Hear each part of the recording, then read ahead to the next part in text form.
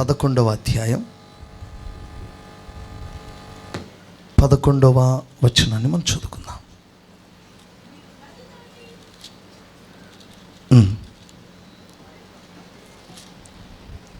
Mic.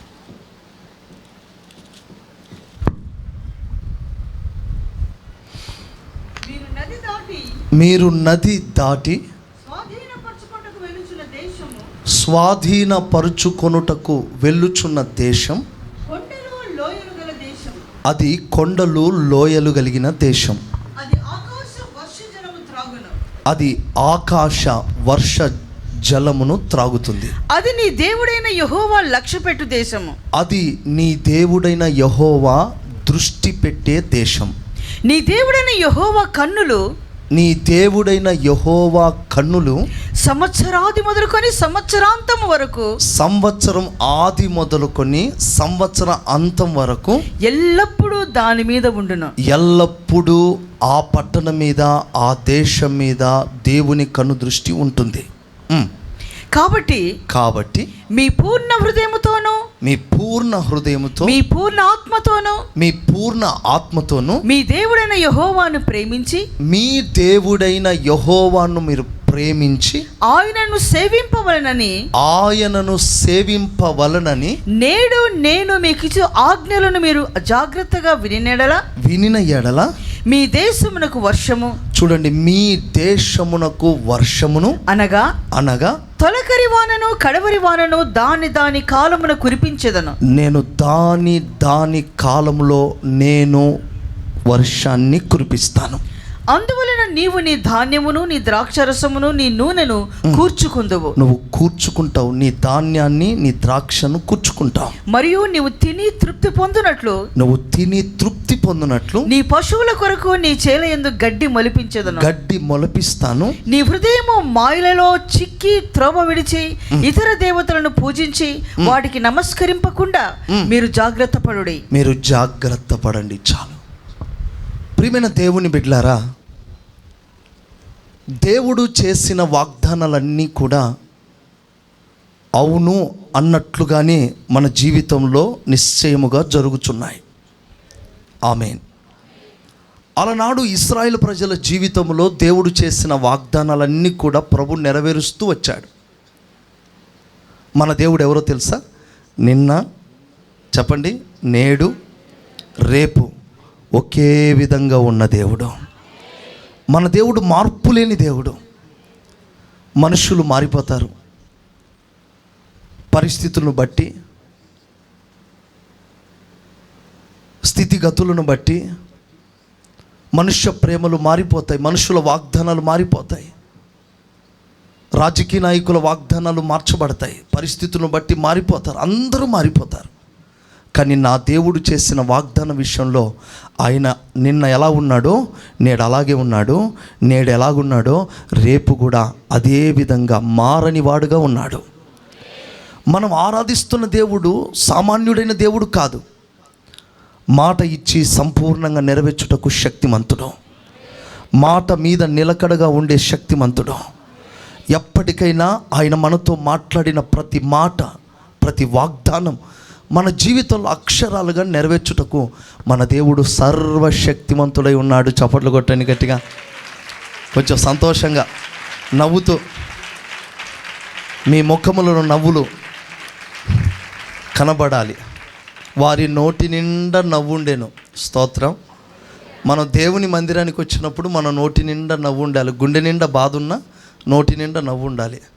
దేవునికి స్తోత్రం. అదే దేవుడు మనకు నేర్పించే పాఠం. ప్రవక్తలందరూ కూడా ఆ దినాల్లో అన్ని నష్టమైనా పర్లేదు, నేను యెహోవాను ఆనందిస్తానంటారు. భక్తులు మన జీవితంలో కొన్ని సూచనలుగా, కొన్ని దృష్టాంతాలుగా మన జీవితంలో వారి సాక్ష్యాలు మన కళ్ళ ముందు ఉన్నాయి. అందుకే మనం వారిని బట్టి మన జీవితంలో కలుగుతున్న పరిస్థితులను మనం చూడక మనం ప్రభువునందు ఆనందించే వారమై ఉండాలి. అదే ప్రభు మనకు నేర్పించే పాఠం. చూడండి, దేవుడు తన ప్రజలకు ఇస్తున్న వాగ్దానం, ఆశీర్వాదం ఎంత ఘనమైంది.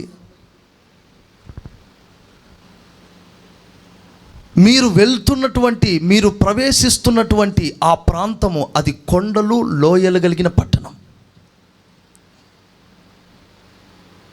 ఇప్పుడు మనం ఇజ్రాయెల్ దేశానికి వెళ్తే ఇజ్రాయెల్ దేశం అంతా కూడా చాలా పచ్చగా ఉంటుంది. చాలామంది వెళ్ళిన వారు చెప్తున్నారు. దానికి ముందుగా ఐగుప్తు నుండి మనం ప్రారంభమైనప్పుడు, ఈజిప్టు నుండి ప్రారంభమైనప్పుడు అంతా కూడా ఎడారి ఎడారి ఎడారి. మన దైవజనులు కూడా ఆ విషయాలు మాతో పంచుకున్నారు. నేను చూడకపోయినా దైవజనులు చూసి వచ్చారు కనుక దాన్ని అనుభవిస్తూ మాట్లాడుతున్నాను. మీరు చూసినట్లుగా దేవుని చిత్తం అయితే వచ్చే సంవత్సరం వెళ్దాం. ఏంటి నేను వెళ్ళటం మీకు ఇష్టం లేదా ఏంటి? దేవునికి స్తోత్రం చెప్పండి. నాతో పాటు మీరు కూడా వస్తారు. ఇప్పుడు మరి ఆ దేశంలోకి వెళ్ళినప్పుడు చాలా పచ్చగా ఆశీర్వదించబడినట్లుగా ఉంటుంది. షార్ప్ తగ్గించు. అదే ఐగుప్తు దేశంలోకి వెళ్తే, ఈజిప్టుకి వెళ్తే అదంతా ఎడారి. ఎంత సుస్పష్టంగా దేవుని ఆశీర్వాదాలు అక్కడ కనబడతాయంటే, దేవుడు చెప్పింది చెప్పినట్లుగా ఆ దేశం అంతా సస్యశ్యామలంగా ఉంటుంది. మిగతా ఆ కొద్ది దూరం దాటగానే అంత ఎడారి, డ్రై. ఆ దేశం కూడా అంత చక్కగా చూడడానికి అంత నచ్చదు అసలు ఆ ఈజిప్ట్ దేశం. కానీ అదే ఇజ్రాయెల్ దేశంలోకి వచ్చేస్తే అంత పచ్చదనమే, ఎటు చూసినా పచ్చదనమే. కారణం ఏంటో తెలుసా? అలనాడు మన పితరుల మీద ఉన్న ఆశీర్వాదం నేటి వరకు కూడా కంటిన్యూగా జరుగుతుంది. ఆశీర్వాదం అలా నిలిచిపోయింది. చూసారా, ఆ దేవుడు ఆ దినాన వారిని ఆశీర్వదించిన ఆశీర్వాదం నేటి వరకు వారి మీద ఉంది. అందుకే ఆ ప్రదేశానికి వెళ్ళినప్పుడు వారి మీద ఉన్న ఆ వాగ్దానాలన్నీ నిలిచినట్లుగా మనం కళ్ళారా చూడగలం.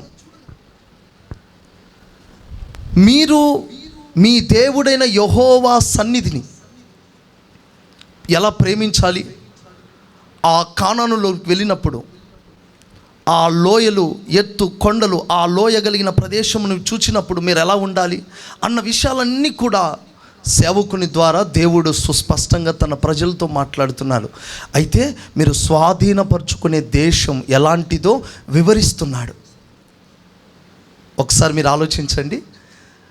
ఆ దేశమే అంత రమ్యముగా ఉంటే, ఆమేన్, ఆ దేశమే, ఆ వాగ్దానం చేయబడిన ఆ దేశమే అంత పచ్చగా ఆశీర్వాదకరంగా ఉంటే, ఎన్నడూ నిలిచే రమ్యమైన దేశం పరలోకమందు మన కొరకు నిలిచి ఉంది. చప్పట్లు కొట్టండి అందరు కూడా. స్తోత్రం చెప్పండి గట్టిగా, సంతోషంగా. వారికి చేసిన దేవుడు వాగ్దానాలు చేసినట్లుగా ఆ దేశం ఎంత రమ్యముగా ఉందో, ఎంత ఆశీర్వాదకరంగా ఉందో, దాని మీద అంట దేవుడు తన కనుదృష్టిని పెట్టాడట. ఎప్పటి నుంచి ఎప్పటి వరకు?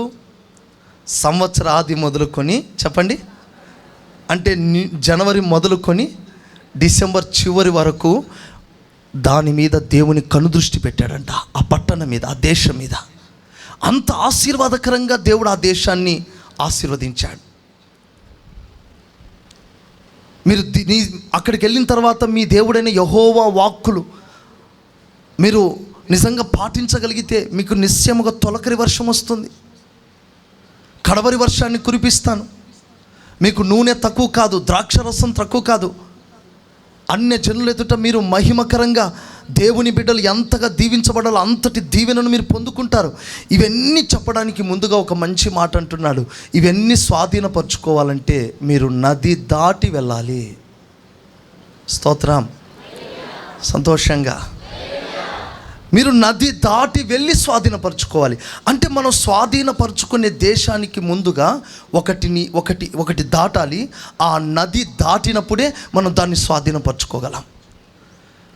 ఆ రోజుల్లో అక్షరానుసారమైన నదులు కొన్ని దాటారు. మనమందరం కూడా ఆత్మ సంబంధమైన రాజ్యాన్ని సంపాదించుకోవాలంటే కూడా మనకు అడ్డుగా ఉన్న ఆ నదిని మనము దాటినప్పుడు మనము కూడా ఆ దేశాన్ని మనం స్వతంత్రించుకోగలం. ఇప్పుడు మనకున్న టార్గెట్ ఒకటే, మనకున్న విజన్ ఒకటే. ఏ విధము చేతనైనా మన కొరకు సిద్ధపరిచిన ఆ రమ్యమైన పరలోక రాజ్యాన్ని, మహిమగల రాజ్యాన్ని, మన కొరకు సిద్ధపరిచిన పరలోకపు సన్నిధిని మనం ఎలాగైనా సంపాదించాలి. దాన్ని మనం పట్టుకోవాలి, దాన్ని మనం స్వాధీనం చేసుకోవాలి. అలా చేసుకోవాలంటే మనకు కూడా ఆత్మ సంబంధంగా కొన్ని నదులు అడ్డొచ్చినప్పుడు మనం దాన్ని దాటగలగాలి. అలా దాటగలిగితే చాలు, నిశ్చయముగా నువ్వు స్వాధీనపరచుకున్నట్టుకు దేవుడు నిశ్చయముగా నీకు సమృద్ధి అయిన కృపనిస్తాడు. స్తోత్రం చెప్పండి గట్టిగా, సంతోషంగా. హల్లెలూయా. నువ్వు అది దాటగలిగితే చాలు. నువ్వు నిశ్చయముగా దీవించబడతావు. నువ్వు ఏది సంపాదించుకోవాలనుకున్నావో అది ఖచ్చితంగా నువ్వు సంపాదించుకుంటావు. అది దాటితే చాలు, నువ్వు అనుకున్న దాన్ని నువ్వు సంపాదించి నిత్య సన్నిధిలో నువ్వు ఆనందంగా సాగగలవు. ఆయన సన్నిధిలో నువ్వు స్థిరపరచబడగలవు. అందుకే మన ఎదుట ఒక నది ఉంది, ఆ నది పేరే యోర్దాన్. అలనాడు అక్షరానుసారమైన యోర్దాన్ వారికి అడ్డొచ్చింది. ఈరోజు ఆత్మ సంబంధమైన బిడ్డలకు ఒక యోర్దాన్ అడ్డు వస్తుంది. ప్రతి వారికి ఒక యోర్దాన్ ఉంటుంది. యోర్దాను లేకుండా గమ్యం మనం చేరలేం. యోర్దాన్ అనేది మనల్ని పరిశోధించడానికో లేకపోతే మనల్ని శిక్షించడానికో కాదు. దేవుడు యోర్దాను నియమించింది దేనికి అంటే, ఆ యోర్దాను దాటాలన్నదే దేవుని సంకల్పం, దేవుని ఉద్దేశం. అది దాటలేకపోతే మనం కానాను చూడలేము. అంటే మన జీవితంలో యోర్దాన్ అనే పరిస్థితి వస్తుందంటారా పాస్టర్ గారు? ఖచ్చితంగా వస్తుంది. యోర్దాను దాటకపోతే తప్పకుండా మనం ప్రభుని చూడలేం, ప్రభు సన్నిధి చేరలేం. అందుకే మన జీవితంలో అడ్డుగా వస్తున్న ఆ యోర్దాన్ లాంటి పరిస్థితులను మనం పొరపాటున వెనుకడుగు వేయకుండా మనం దాటుతూ వెళ్ళాలి. ఒక సందర్భంలో దావీదు భక్తుడు యెరూషలేమునకు, అరణ్యములో ఉండి యెరూషలేమునకు ప్రయాణం అవుతుంటాడు.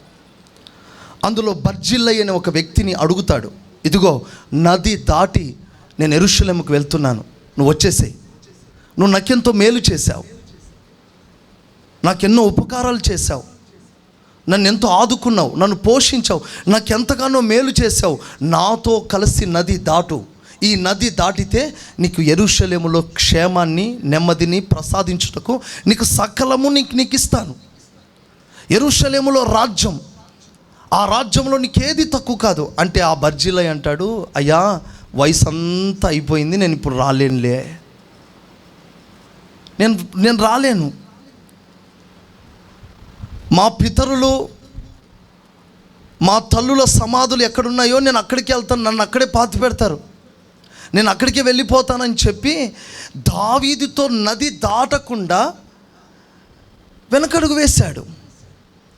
వాస్తవానికి దావీదు మనసు ఏంటంటే, ఇంత ఉపకారం చేసిన వ్యక్తికి ఈ నది దాటించి యెరూషలేములో తనకు ఒక శ్రేష్టమైన స్వాస్థ్యాన్ని, శ్రేష్టమైన అనుభవాన్ని ఇవ్వాలని దావీదు తలంచాడు. కానీ బర్జిలై ఒప్పుకోలేదు, నేను రాలేనులేని వెనుకడుగు వేశాడు. కొన్ని సందర్భాల్లో మన జీవితాలు కూడా అంతే. శ్రేష్టమైన స్వాస్థ్యానికి ముందుగా దేవుడు ఒక నదిని పెట్టినప్పుడు ఆ నదిని దాటలేక నేను రాలేనులేని ఆగిపోయిన వాళ్ళు ఎంతోమంది ఉన్నారు. శ్రేష్టమైన స్వాస్థ్యాన్ని పొందక అడ్డుగా ఉన్న నదిని దాటలేక నేను చేరలేనులేండి, ఇక్కడ ఉంటే సరిపోతుందిలే, నాకు వయసు లేదు, అంత బలము లేదు, అంత సామర్థ్యం లేదని ఎంతోమంది నిరుత్సాహపడే వాళ్ళు చాలామంది ఉన్నారు. అలాంటి నిరుత్సాహం, అలాంటి వెనుకబాటుతనం, అలాంటి నిర్లక్ష్య స్వభావాన్ని బట్టి నువ్వు చేరవలసిన గమ్యాన్ని చేరలేకపోతున్నావు. ఇప్పుడు బర్జీలైన అడుగుతాడు, నువ్వు ఎలాగైనా వచ్చేసాయి ఇక్కడికి, యోర్దాను దాటు, ఇది దాటితే సురక్షితంగా ఉంటావు, నెమ్మదిగా ఉంటావు, సమాధానంగా ఉంటావు, నాతో ఉంటావు, నా సహవాసంలో ఉంటావు అని చెప్పి నా వినలేకపోయాడు. మరలా వెనుకడుగు వేశాడు. ప్రియులారా, ఈరోజు ప్రభు మనకు నేర్పించే పాఠం, మనం స్వాధీనపరుచుకునే దేశం అది రమ్యమైన దేశం, ఆశీర్వాదకరమైన దేశం. ఆ దేశానికి వెళ్ళటానికి ముందుగా దేవుడు మనకు ఒక యోర్దానును అడ్డుగా పెట్టాడు. ఆ దానిని దాటి మనమందరము స్వాధీనపరుచుకుందుము గాక. ప్రతి వారికి కలిగే అడ్డుగా ఉన్న యోర్దాను దాటి ఆ రమ్యమైన ఆ పట్టణాన్ని స్వాధీనపరుచుకుందురు గాక. అందులో మనం సురక్షితముగా నివసించుదుము గాక. ఆమేన్. యోర్దాన్ అంటే మరణమే, మరణపు అనుభవాలు దాటడం, శ్రమలే, కన్నీరే, కష్టాలే, ఉపద్రవాలే.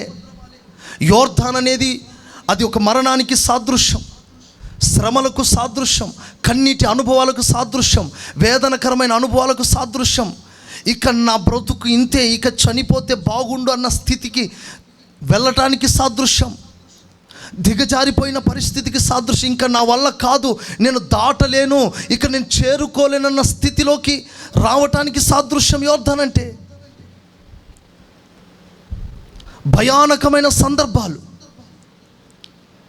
ఇక ఇక మరణమే శరణం అనుకునే సందర్భం, ఇక చావే దిక్కు అనుకున్న పరిస్థితులు, అవి యోర్దాను. దానికి నువ్వు భయపడకూడదు, నువ్వు ధైర్యంగా ఉండాలి. ఎవరి జీవితంలోనైనా, సేవకుల జీవితంలోనైనా, విశ్వాసుల జీవితంలోనైనా, ఎవరి జీవితంలోనైనా యోర్దాను ఉంటుంది. దానిని దాటుట కొరకే మన ప్రయత్నం. యోర్దాను లేదని అనుకోకూడదు. ప్రతి వారి జీవితంలో యోర్దాను ఉంటుంది. దానిని దాటుటయే మన లక్ష్యమై ఉండాలి, మన గురి అయి ఉండాలి, మన దర్శనమై ఉండాలి. దాని కొరకు నువ్వు తీర్మానం చేసుకోవాలి. నేను ఎలాగైనా దాటాలి అన్న కోరిక, కసి, ఆ ఉన్నతమైన దర్శనం నీకు ఉండాలి. అది లేకపోతే నువ్వు పొరపాటున సన్నిధికి చేరలేవు. హల్లెలూయా. అందుకని మనం నది దాటాలి. అలా దాటినటువంటి భక్తులు చాలామంది ఉన్నారు. వారిలో కొంతమందిని మీకు పరిచయం చేస్తాను, చూపిస్తాను. ప్రియులారా, ఇంత గొప్ప సాక్షి సమూహం మనకు ముందుగా ఉంది. మన సాక్షి సమూహం అలనాటి పరిశుద్ధులు. వాళ్ళు ఎలా దాటారు? వాళ్ళు దాటడానికి ఏం చేశారు? దాటడానికి ముందుగా వారి జీవితంలోని అనుభవాలు ఏంటి? కొన్ని విషయాలు మనం ధ్యానం చేద్దాం. దేవుడు మిమ్మల్ని అందరినీ ఆశీర్వదించును గాక. చూడండి, ఆదికాండం 32వ అధ్యాయం 10వ వచనం చదవండి.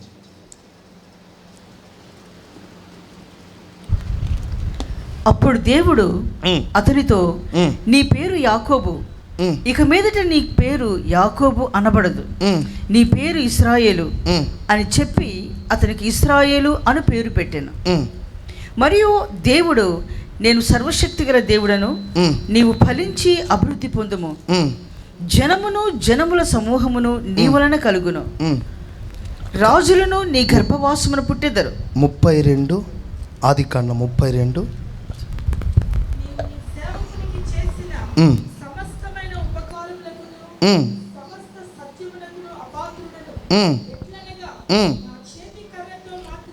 చూడండి, నా చేతి కర్రతో మాత్రమే నేను ఈ యోర్దానును దాటి తిని, ఇప్పుడు నేను 2 గుంపులై తిని. ఇది యాకోబు పలుకుతున్న మాట. ఇప్పుడు నా వైపు చూడండి, 32వ అధ్యాయము 10వ వచనం. కొంతమంది ఇంకా చూసుకుంటున్నారు. 32:10. నా వైపు చూడండి. ఇంకా చూడండి, యాకోబు చెబుతున్న మాట, నేను ఇప్పుడు యోర్దాను దాటాను. యోర్దాను దాటక మునుపు యాకోబు చరిత్ర ఏంటో మనకు తెలుసు. ఇప్పుడు యాకోబు జీవితంలో జరిగిన చరిత్ర ఏమిటంటే చూడండి, అదే ఆదికాండం 28.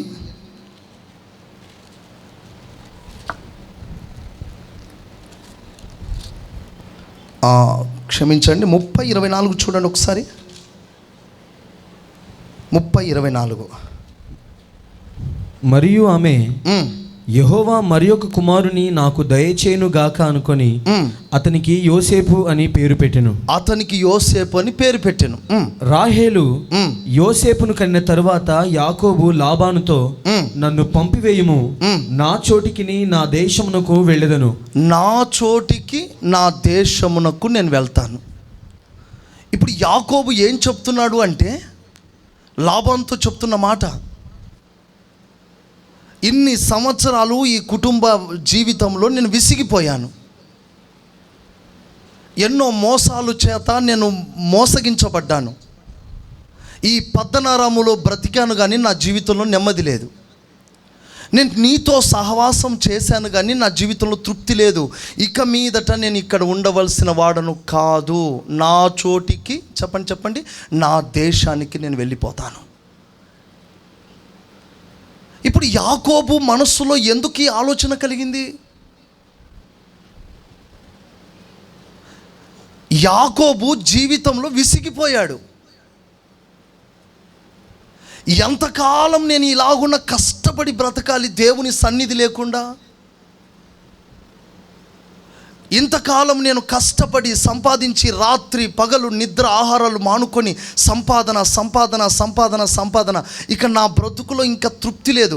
పొద్దున్న లేస్తే సంపాదన, రాత్రి పడుకునేంతవరకు సంపాదన, కుటుంబం, పిల్లలు, గోలగా నా బ్రతుకులో ఉండిపోయింది.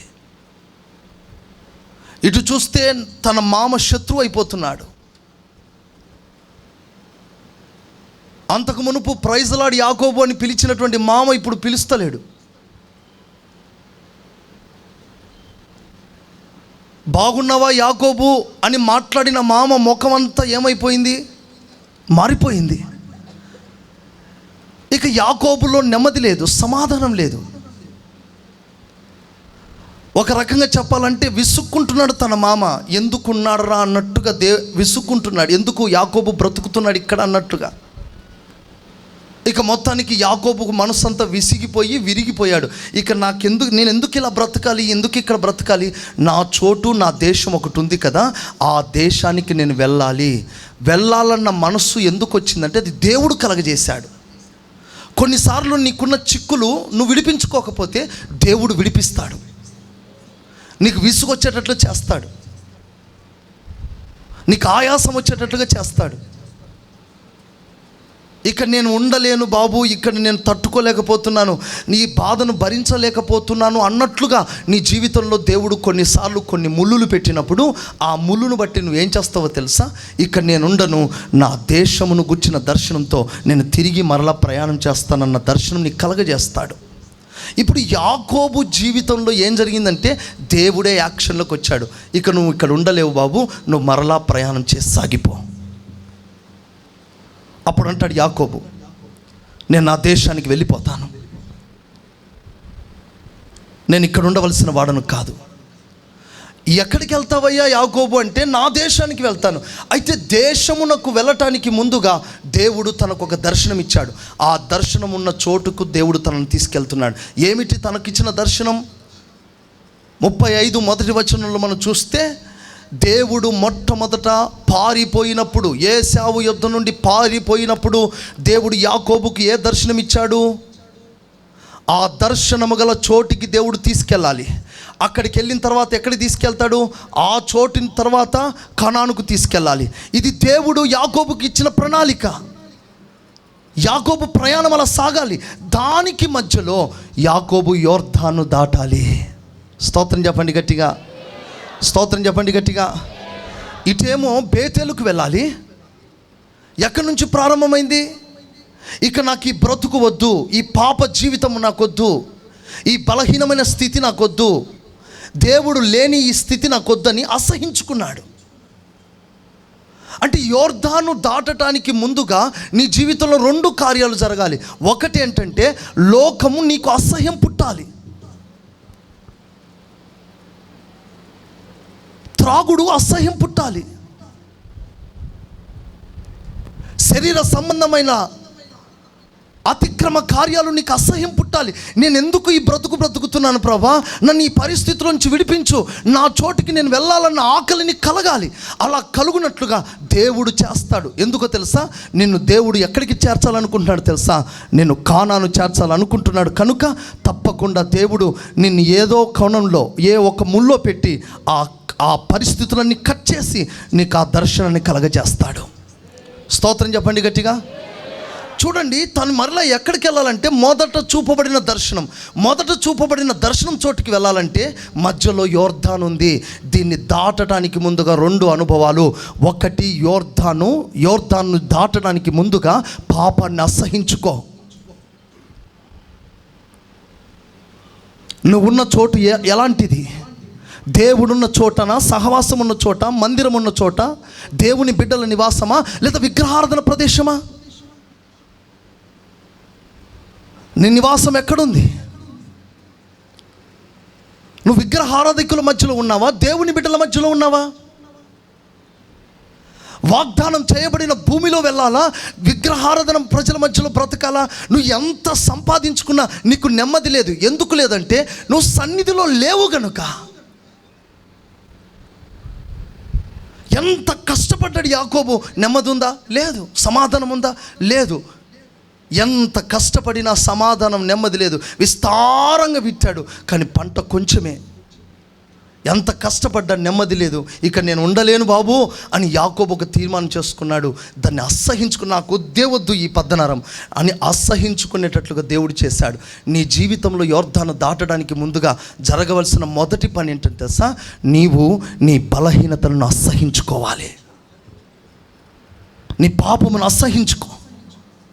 నీకు వ్యతిరేకంగా క్రియ చేస్తున్న ప్రతి బలహీనతను అసహించుకో. దేవుని సన్నిధికి వ్యతిరేకంగా క్రియ చేసే ప్రతి బలహీనతను అసహించుకో. విగ్రహారాధన సహవాసాన్ని అసహించుకో. దేవుడు లేని అట్టి ప్రదేశాన్ని విడిచిపెట్టడానికి, అట్టి ప్రజలకు దూరం కావడానికి వాటిని అసహించుకో. అలా అసహించుకొని ఆ పాపమునకు దూరమై నువ్వు యోర్దాను దాటాలి. అలా దాటగలిగితేనే నీ కొరకు దేవుడు ఒక మందిరం అనబడుచున్న, బేతేలు అనబడుచున్న మందిరంకు దేవుడు నేను తీసుకొస్తాడు. అక్కడ నీ దర్శనాన్ని దేవుడు నూతనపరుస్తాడు. చప్పట్లు కొట్టి ప్రభునామాన్ని కనపరచండి. స్తోత్రం చెప్పండి గట్టిగా, స్తోత్రం చెప్పండి గట్టిగా. అక్కడ దర్శనం నూతనమైందా? అక్కడ ప్రారంభమైన యాత్ర కానానులో నివసించున్నట్లుగా దేవుడు చేయుటకు శక్తిమంతుడు. ప్రియమైన దేవుని బిడ్డలారా, యాకోబు ఒక యోర్దాను దాటాడు. దానికి ముందుగా అసహించుకున్నాడు. దాటిన తర్వాత ఒక ఉన్నతమైన దర్శనం. ఏమిటి ఆ దర్శనం అంటే దేవుని మందిరమును గుర్చిన దర్శనం. ఒకప్పుడు యాకోబు చూసిన దర్శనం ఏమిటి? ఏశావు ఎదుట నుండి పారిపోయినప్పుడు ఉన్న దర్శనమే దేవుని మందిరమును గుర్చిన దర్శనం. వాస్తవానికి అక్కడ మందిరం లేదు, అంత శూన్యం, అంత అరణ్యం. ఆ అరణ్య స్థలాన్ని ఏవలా వర్ణించాడండి యాకోబు? ఇది దేవుని మందిరం అన్నాడు. చెప్పండి, ఏమన్నాడు? వాస్తవానికి గోదావరి కన్లో దేవుని మందిరం ఎక్కడుంది అంటే చాలా మందిరాలు ఉన్నాయి. ఎఫ్సిఐలో దేవుని మందిరం ఎక్కడుంది అంటే ఎఫ్సిఐ రోడ్డు పట్టుకొని పైన సిలువ చూస్తే తప్ప మనకు అర్థం కాదు. ఓహో ఇది దేవుని మందిరం అని చెప్తాం. కానీ యాకోబు చూసినప్పుడు ఇది దేవుని మందిరమే కానీ వేరొకటి కాదు అన్నప్పుడు అంత అరణ్యమే, శూన్యమే, ఏమీ లేదు.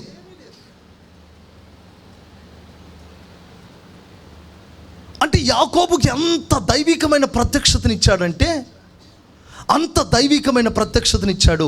ఈ మందిరంలో ఏముంది? నిచ్చెన వేయబడింది. ఎందుకేశాడు ఆ మందిరంలో నిచ్చెన? ఎక్కడానికి. దేవదూతలు ఎక్కుతూ దిగుతున్నారు. దేవదూతలు అంటే పరిచారకులు, సేవకులు. నీకు వర్తమానం ఇవ్వటానికి దేవుని యొద్ద నుండి తీసుకొని నీ యొద్దకు వచ్చి వర్తమానం ఇవ్వటానికి. ఆ నిచ్చెన ఎవరో కాదు, మన ప్రభు అయిన యేసుక్రీస్తే ఆ నిచ్చెన. ఆ నిచ్చెనకున్న మెట్లు ఏవో కాదు, ఉపదేశమే మెట్లు. ఇలాగున్న దేవుడి మందిరంలో నిచ్చెన వేశాడు. ఆ నిచ్చెనను గుర్చిన దర్శనం మరలా యాకోబుకు తెలియచేస్తున్నాడు. ఎప్పుడు జరిగిందో తెలుసా? యోర్దాను దాటి వచ్చిన తర్వాత. నువ్వు యోర్దాను దాటితే చాలు. దాటడానికి ముందుగా పాపాన్ని అసహించుకోవాలి. దాటిన తర్వాత దేవుని మందిరమును గుర్చిన దర్శనమును కలిగి ప్రభు సన్నిధిలో సాగాలి. అప్పుడే మనము కానానును స్వాధీనపరచుకోగలం. చప్పట్లు కొట్టి ప్రభుని గణపరచండి. ఇంకా ఇంకా చప్పట్లు కొడుతూ ప్రభుని గణపరచండి. స్తోత్రం చెబుదాం గట్టిగా. అందుకే ప్రియ సంఘమా, దేవుని సన్నిధిని గుర్చిన దర్శనాన్ని మర్చిపోకండి. దేవుని సన్నిధిలో ఉన్న ఆశీర్వాదాలకు దూరం కాకండి. దేవుని సన్నిధిలో ఉన్న ప్రత్యక్షతకు దూరం కాకండి. ఎక్కడైతే యాకోబు దర్శనాన్ని మర్చాడో ఆ చోటుకు రావడానికి యోర్దాను దాటవలసి వచ్చింది. అంత శ్రమ పడవలసి వచ్చింది, అంత ప్రయాస పడవలసి వచ్చింది. అలా ప్రయాస పడక మునిపే దేవుడు నీతో మాట్లాడుతున్నాడు. నువ్వు యోర్దాను నది దాటి నీ కొరకు నియమించిన ఆ దర్శనాన్ని పొందుకొని నువ్వు కానానులో ప్రవేశించాలి. ఇది దేవుని సంకల్పం, ఇది దేవుని ఉద్దేశం. ప్రియమైన దేవుని బిడ్డలారా, నువ్వు ఎక్కడున్నావు? పద్దనరాములో ఉన్నావా? బేతేలుకు ప్రయాణమయ్యావా? దానికి మధ్యలో యోర్దాను ఉంది. ఆ యోర్దాను దాటడానికి నువ్వు తీర్మానం చేసుకోగలవా? దేవునికి స్తోత్రం చెప్దాం గట్టిగా. నిశ్చయముగా మనల్ని అలాగున నడిపించుటకు సర్వశక్తిమంతుడు. స్తోత్రం చెప్దాం గట్టిగా. హల్లెలూయా. స్తోత్రం చెప్దాం గట్టిగా. నడిపించుచున్నాడు నజరేయుడు, నడక నేర్పుచున్నాడు నన్ను విడువని దేవుడు. నడిపించుచున్నాడు నజరేయుడు, నడక నేర్పుచున్నాడు నన్ను విడువని దేవుడు. కష్టాల తీరమైన కన్నీటిలో ఎలైనా కష్టాల కన్నీటి నడిపించుచున్నాడు నజరేయుడు, నడక నేర్పుచున్నాడు నన్ను విడువని దేవుడు. దేవుడు చప్పట్లు కొట్టంద్ర.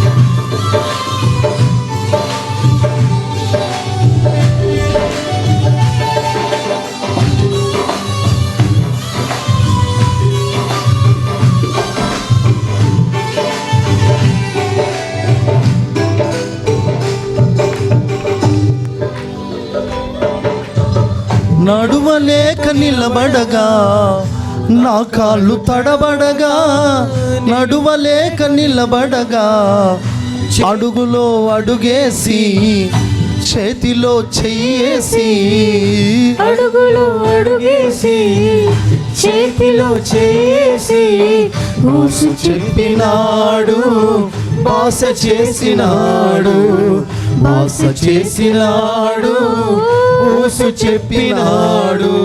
ఆదరించే దేవుడు నా యేసయ్యా, యేసయ్యా ఆశీర్వదించే దేవుడు నా యేసయ్యా, యేసయ్యా ఆదరించే దేవుడు నా యేసయ్యా, యేసయ్యా ఆశీర్వదించే దేవుడు నా యేసయ్యా, యేసయ్యా నడిపించుచున్నాడు. చప్పట్లు కొడుతూ పాడాలి. నడక నేర్పుచున్నాడు, నన్ను విడువని దేవుడు. ముదిమిలో బలముడిగి నడువలేక తూలిపోగా, నడక నేర్పుచున్నాడు, నన్ను విడువని దేవుడు. కన్నీటిలోయైనా కష్టాల తీరములైన కఠినమైన మార్గములైనా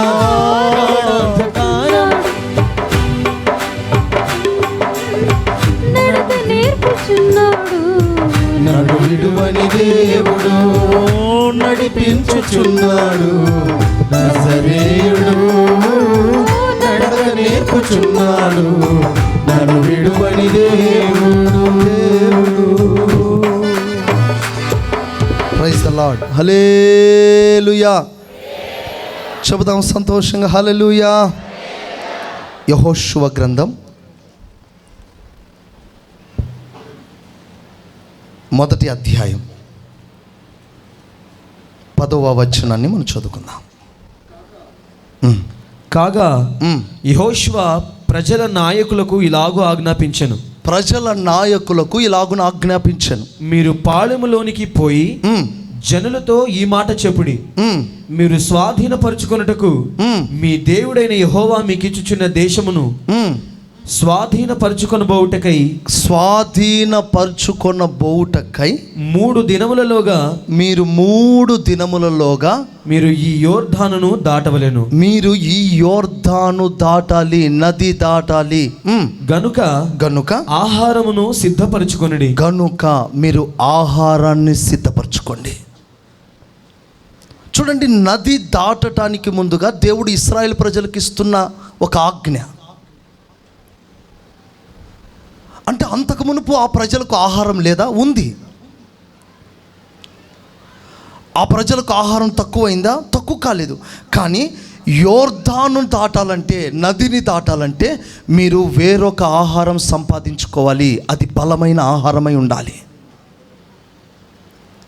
ఆహారాన్ని కూర్చుకోండి.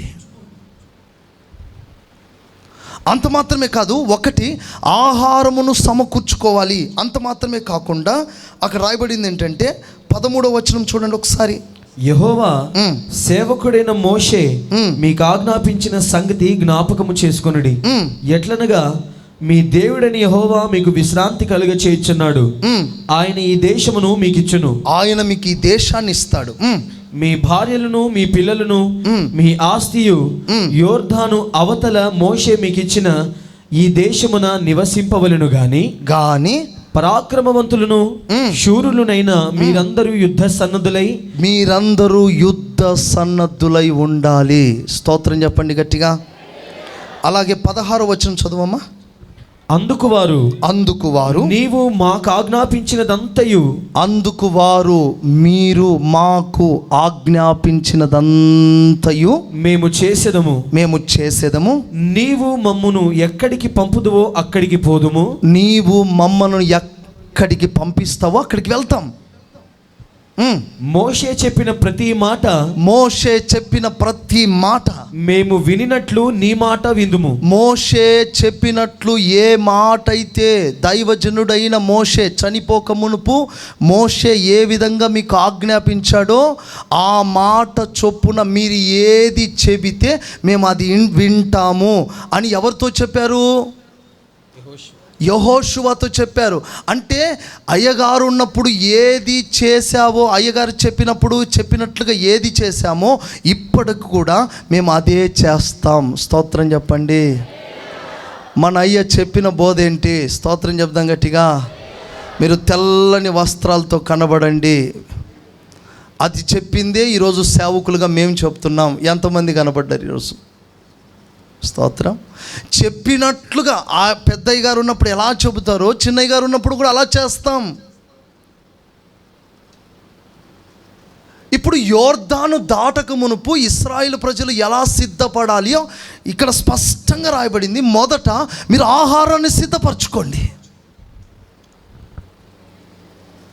బలమైన ఆహారాన్ని సిద్ధపరచుకోండి. ఎందుకంటే యోర్దాన్ లాంటి పరిస్థితులు ఎదుర్కొనే ఉపదేశాన్ని మీరు సంపాదించుకోవాలి. యోర్దాన్ని ఎదుర్కొనే ముందు వస్తున్న సమస్యలు నిలబడగలిగిన ఆ జ్ఞానం, ఆ మహిమ కలిగిన వర్తమానాన్ని, ఆ ఉపదేశాన్ని, మిమ్మల్ని కాపాడగలిగిన ఉపదేశాన్ని, ఆ శ్రమలలో నిలబడగలిగిన మర్మములను, ఆ బోధను మీరు అలవర్చుకోండి, మీరు నింపుకోండి. అందుకే సంఘంలో ఉన్న ప్రతి విశ్వాసికి భౌతిక సంబంధమైన ఆహారం ఒకవేళ కొరతగా ఉన్నా ఆత్మ సంబంధమైన ఆహారం సమృద్ధిగా ఉండాలి. స్తోత్రం చెప్పండి గట్టిగా. హల్లెలూయా. చూడండి, యోసేపును మనం చూస్తాం. యోసేపు కరువు కాలం సమృద్ధిగా పంట పండిన 7 సంవత్సరాల్లో కొట్లన్నీ నింపుకున్నాడట. స్తోత్రం చెప్పండి. చెబుదామా సంతోషంగా? కొట్లన్నీ నిండిపోయాయి. సమృద్ధిగా పంట పండిన కాలంలో, అంటే సమృద్ధిగా పంట పండుతున్న ఈ కాలంలో నువ్వు ఏం నింపుకోవాలి? ఆత్మ సంబంధమైన కొట్లు నింపుకోవాలి. దైవికమైన స్వభావాలనే కొట్లు నింపుకోవాలి. దేవుని ప్రేమతో కూడిన వర్తమానాన్ని నింపుకోవాలి. దైవికమైన స్వభావాలను నింపుకోవాలి. దర్శనాన్ని నింపుకోవాలి. అభిషేకాన్ని నింపుకోవాలి. కృపావరములు నింపుకోవాలి. ఆత్మచేత నడిపించబడుతున్న నడిపింపును, ఆ కృపను, అభిషేకాన్ని నింపుకోవాలి. అలా నింపుకున్నవాడే రేపు కరువు కాలంలో విప్పగలడు. చప్పట్లు కొట్టండి గట్టిగా. స్తోత్రం చెప్పండి గట్టిగా. ఇంకొక మాట చెప్పనండి. యోసేపు కరువు కాలంలో విప్పగలిగాడంటే సమృద్ధిగా పంట పండు కాలంలో ఆయన ఏం చేశాడు? కూర్చుకున్నాడు. నేను ఒక మంచి మాట చెప్పగలను. అదేంటో తెలుసా? నింపుకున్నవాడే సమృద్ధిగా విప్పగలడు. చూడండి, దేవుడు దావీదును అభిషేకించడానికి, సౌలును అభిషేకించడానికి సమూయేలు ఉట్టి చేతులతో వెళ్తే కుదరదు. సమూయేలు కూడా తైలములో నూనె నింపుకోవాలి. స్తోత్రం చెప్దాం గట్టిగా. ఆ బుడ్డిలో నింపుకోవాలి నూనె. నింపుకోగలిగినప్పుడే అభిషేకించగలడు. అంటే అభిషేకం చెయ్యాలి అంటే ఖచ్చితంగా తైలపు కొమ్ములో, తైలపు బుడ్డిలో ఖచ్చితంగా నింపుకోవాలి. తైలము నింపుకోవాలంటే ఒలివ తోటలోకి వెళ్ళాలి. నలగగొట్టబడుతున్న ప్రార్థన జరగాలి.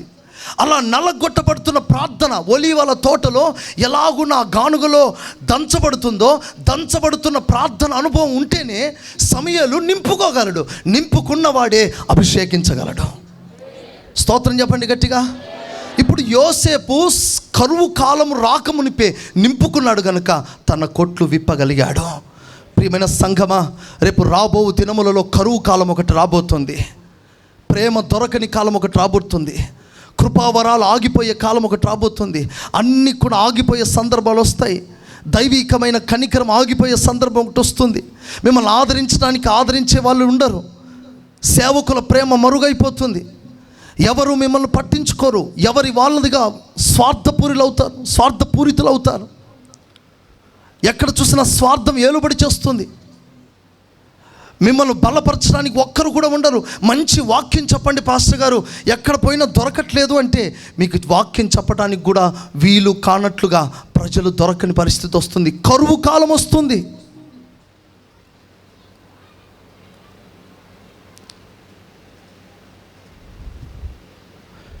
ఇప్పటికే మనము శ్రేష్టమైన ఎన్నో ఉపదేశాలు మనం పోగొట్టుకున్నాం. చాలామంది జీవితాలు ఎలాగైపోయాయంటే వాళ్ళలో దైవికమైన ఆహారం లేక వాళ్ళు ఎండిన స్థితిలో సంఘంలో ఉన్నారు. రేపు యోర్దాన్ లాంటి పరిస్థితులు వచ్చినప్పుడు, శోధనలు వచ్చినప్పుడు వారు ఎలా నిలబడగలరు? వాళ్ళు ఎలా ఎదుర్కోగలరు దాన్ని? అందుకే మీరు ఇప్పుడే మీరు ఆహారాన్ని సిద్ధపరచుకోండి, బలమైన ఆహారాన్ని ప్రిపేర్ చేసుకోండి. చీమలు చూడండి, చీమలు ఆహారం ఎక్కడైతే దొరుకుతుంది అనగానే దొరికింది ఒక్క చీమ ఏం చేస్తుంది, ఇంకొక చీమకు చెప్తుంది. ఈ చీమ ఎత్తుకెళ్తే తీసుకొస్తే ఇది ఆక్రమించుకునే చీమలు కాదు, ఇంకొకటి చెప్తా, అవునా పలానా చోట ఆహారం ఉందా అంటే వెంటనే వెళ్తాయి. ప్రతిదీ కూడా లైన్గా వెళ్తూ ఇంకొక దానికి ఇంకోటి చెప్తాయి. నువ్వు తీసుకొచ్చుకున్నావు కదా, నీది లాక్కోదు ఇంకో చీమ. చీమలు చూడండి, చీమలు చూసి నేర్చుకోండి. ఒక దైవజనుడు పాడాడు, చీమలను చూసి నేర్చుకోండి చురుకన్న దానికి అర్థం అంట. అవి వేసవి కాలంలో ఎలాగున పోగు చేసుకుంటాయంటే రేపు వర్షాకాలం వచ్చినప్పుడు కష్టమవుతుందని ముందే ప్రిపేర్ చేసుకుంటాయి, పోగు చేసుకుంటాయి. అలాగున రాబో కరువు కాలాన్ని మీరు గుర్తించండి. రాబో దినములలో ఎలాంటి పరిస్థితులు వస్తాయో తెలియదు. వాక్యము ఒకవేళ నీ జీవితంలో దూరం కావచ్చు. సేవకులు మంచి ఉపదేశం చెప్పడానికి నీకు అందుబాటులో లేకపోవచ్చు. ఒకవేళ నీకు ఆసక్తిగా నువ్వు పరిగెత్తుకొని వచ్చినా అక్కడ చెప్పడానికి సేవకులు ఉండకపోవచ్చు. నీకు సంబంధించిన నీ కోసం ప్రిపేర్ చేసే ఆహారం, నీకు పెట్టాల్సిన ఆహారం ఒకవేళ నువ్వు తప్పిపోతే వేరే వారికి అందవచ్చు. నీకు ఇవ్వాల్సిన భోజనం వేరే వారికి దొరుకుతుందేమో. నువ్వు పొందే మహిమ వేరే వాళ్ళు అనుభవిస్తారేమో. నువ్వు పొందే దైవికమైన ప్రసన్నత వేరే వాళ్ళు పొందుకుంటారేమో. నువ్వు వ్యర్థంగానే మిగిలిపోతావేమో. జాగ్రత్త. అందుకే యోర్దాను దాటడానికి ముందుగా, నది దాటడానికి ముందుగా మీరు సిద్ధపరచుకోవాల్సింది. ఇప్పటి వరకే మనం కానానుకు దరికి చేరాం. దైవజనుడైన మోషే ద్వారా ఎలాగున్నా మనం అద్దరికి, ఇశ్రాయేల్ ప్రజలు అద్దరికి చేరారో, మన దైవజనుని ఆత్మీయ బోధ ద్వారా, అద్భుత కార్యముల ద్వారా మనము యోర్దాను దరికి చేరాం. ప్రభు రేపో మాపో వస్తాడు. ఆయన వచ్చినప్పుడు మన మహిమలో చేరాలి. అయితే మనం యోర్దానుకు సమీపంగా ఉన్నాం. దానికి ముందుగా మీరు బలవంతులుగా ఉండాలి. మనందరూ కూడా ఆహారం సిద్ధపరచుకోండి. యెహెజ్కేలు ప్రవక్త దేవుని యొక్క వాక్కును తిన్నాడు. అందుకే దేవుడు తనకు ఒక ప్రకటన ఇచ్చాడు. ఏమిటి ఆ ప్రకటన? ఇశ్రాయేలు ప్రజల కొరకు నువ్వు కన్నీటి ప్రార్థన చేయి, కన్నీళ్లతో ప్రార్థన చేయి. నువ్వు ఆహారాన్ని తింటుంటే దేవుడు నీకు ఒక రెవల్యూషన్, నీకు ఒక ప్రత్యక్షత, దైవికమైన జ్ఞానం, దైవికమైన భారం, దైవికమైన కృప, దైవికమైన వరం, దైవికమైన సన్నిధి నిన్ను ఆవరించి నిన్ను బలవంతునిగా చేస్తుంది. యోర్దాను వచ్చినప్పుడు నువ్వు దాన్ని దాటి వెళ్ళుటకు నీకు అత్యంత బలము దేవుని వాక్కులో, ఆహారంలో దేవుడు సిద్ధపరిచాడు. చప్పట్లు కొడుతూ ప్రభువును స్తుతిస్తూ ఆహారమును గుచ్చిన ఒక సన్నిధి, ఆహారమును గుచ్చిన ఒక బలం నీ జీవితంలో సంపాదించుకోవాలి.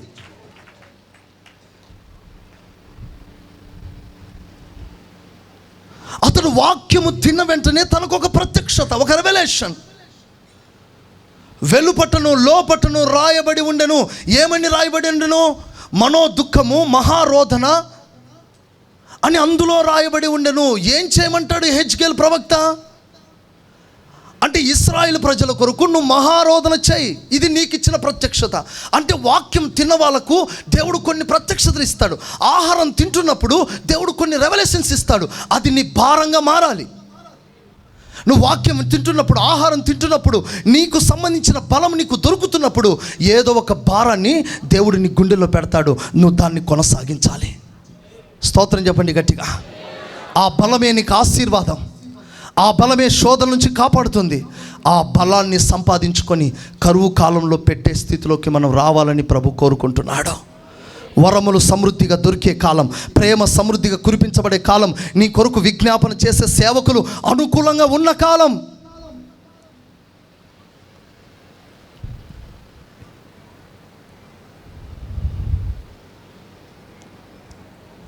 గత 15 రోజుల నుంచి మేరక్క గారు ఉపవాసం ఉంటున్నారు.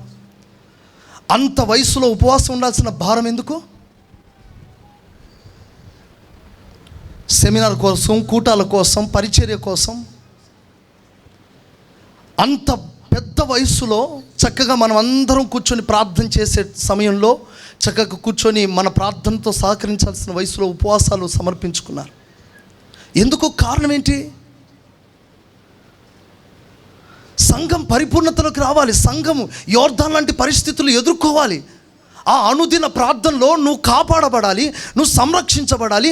సంఘానికి శ్రేష్టమైన భోజనం అందాలని రోజు తన ప్రార్థనలో వ్యక్తిగతంగా ఉపవాసంతో, జాగరణతో ప్రార్థన చేస్తున్నారు. ఎందుకు చేస్తున్నారు ప్రార్థన అంటే సంఘం పరిపూర్ణతలోకి రావాలి, ఎక్కడ బలహీనం కాకూడదు, యోర్దాను దాటుతున్న సందర్భంలో ఎక్కడ కొరతగా ఉండకూడదు, వారికి సమృద్ధి అయిన ఆహారం కలగాలి. ఆ ఆహారం ద్వారా వారు తెప్పరిల్లాలి, ఆ ఆహారం వారు సమకూర్చుకోవాలి.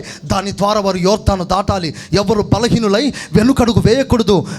మాకు అప్పగించబడిన ఆత్మలు ఎవ్వరు బలహీనులు కాకూడదని అనుదిన ఉపవాస ప్రార్థనలో మీకోసం పోరాడుతున్నాం. కారణం ఒక్కటే, ఇప్పుడు మీకోసం పోరాడే దినములు ఇవి. కడుపును చంపుకొని, ఆహారాన్ని చంపుకొని మీ కొరకు ఉపవాసములు సేవకులు చేస్తున్న ప్రార్థన చేస్తున్నారు.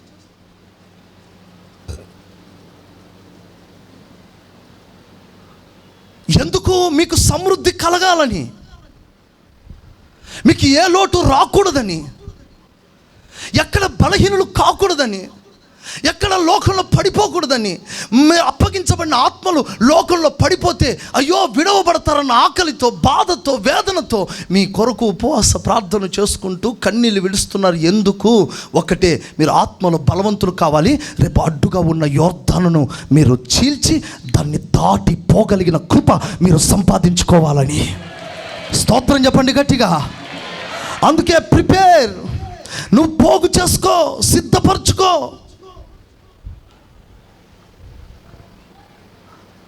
దైవికమైన ఆహారంలో ఉన్న దైవ చిత్తాన్ని సిద్ధపరచుకో, ఆహారంలో ఉన్న ప్రకటనను సిద్ధపరచుకో, ఆ ఆహారంలో ఉన్న బలాన్ని సిద్ధపరచుకో. అవి సిద్ధపరచుకుంటేనే నువ్వు యోర్దాను దాటగలవు. ఎంతమంది సిద్ధపరచుకుంటున్నారు యోర్దాను దాటడానికి? ఈరోజు సూటిగా దేవుడు మీతో మాట్లాడుతున్నాడు. దేవుడు ఇంకా విస్తారంగా మనతో మాట్లాడును గాక. ఇది పోగు చేసుకునే దినాలు. ఎప్పుడెప్పుడు ముగిస్తారని సమయాన్ని చూడకండి. దేవుని ఆత్మ పరిచర్యకు అప్పగించుకోండి, మీకు ఆశీర్వాదం. స్తోత్రం చెప్పండి గట్టిగా. హల్లెలూయా. దేవునికి మహిమ కలుగును గాక. అందుకే మీరు ఆహారాన్ని సిద్ధపరచుకోండి. ఎందుకు? యోర్దాను దాటాలి. దాటడానికి ముందుగా ఆహారం సంపాదించుకో. తర్వాత అన్నాడు, మీరు యుద్ధ సన్నద్ధులై ఉండండి. యుద్ధ సన్నద్ధులై ఎందుకు ఉండాలి? యుద్ధము చేయటానికి సిద్ధంగా ఉండండి. మీకు కొన్ని పోరాటాలు వచ్చినప్పుడు ఆ పోరాటాల్లో నిలబడటానికి మీరు రెడీగా ఉండండి. ఆయుధాలు ధరించుకోండి. యుద్ధానికి సంబంధించిన సైనికులుగా మీరు మారండి. కొన్ని పోరాటాలు వచ్చినప్పుడు, కొన్ని ఆటంకాలు వచ్చినప్పుడు మీరు పిరికివారుగా ఉండకండి. మీరు పోరాడే ప్రయత్నం చేయండి. అందుకే మీరు యుద్ధ సన్నద్ధులై ఉండండి. ఏ పోరాటం నీకు వస్తుందో తెలీదు, ఏ ఆటంకాలు వస్తాయో మనకు తెలీదు, ఏ అభ్యంతరాలు వస్తాయో మనకు తెలీదు, ఎలాంటి పెనుగులాడే పరిస్థితులు మనకు వస్తాయో తెలీదు. అలాంటి పోరాటంలో మీరు వెనుకడుగు వేయకండి. ఎందుకంటే యోర్దాను దాటడానికి ముందుగా మీరు యుద్ధ సన్నద్ధులై ఉండండి. మీరు యుద్ధ భూమిలో ఉన్నట్లుగా ఉండండి. ఎక్కడ పోరాటానికి వెనుకడుగు తీయకండి. దయచేసి యుద్ధ సన్నద్ధులై ఉండండి. మూడోదిగా వాళ్ళు అన్నారు, ఇశ్రాయేల్ ప్రజలు, మేము ఖచ్చితంగా యోర్దాను దాటుతామయ్యా, మాకు అవిశ్వాసం ఉంది. అయితే అన్నారు, మీరు ఎలా చెబితే మేము అలా చేస్తాం. స్తోత్రం చెప్పండి. అంటే యోర్దాను దాటే వాళ్ళు ఎవరో తెలుసా? సంపూర్ణంగా విధేయులగువారు అనండి. అందరూ కూడా మాట్లాడలేదమ్మా, మీ స్వరం వినపట్లేదేంటి? ఆ వెనుకున్న వాళ్ళు వింటున్నారా? చేతులు ఎత్తండి ఒకసారి. వెనక ఉన్నవాళ్ళు, నా స్వరం వినపడుతుందమ్మా? అయ్యలారా వినపడుతుందా? ఓకే. సంపూర్ణ విధేయత గలవారే యోర్దానును దాటగలరు. మీరు ఎట్లా చెబితే అట్లా చేస్తాం పాస్టర్ గారు. మీరు ఏది చెబితే అది, మీరు ఏ క్రమం చెప్తే ఆ క్రమం మేము ఫాలో అవుతాం. అంటే ఎవరు యోర్దాను దాటగలరంటే సంపూర్ణంగా విధేయులకు వారు.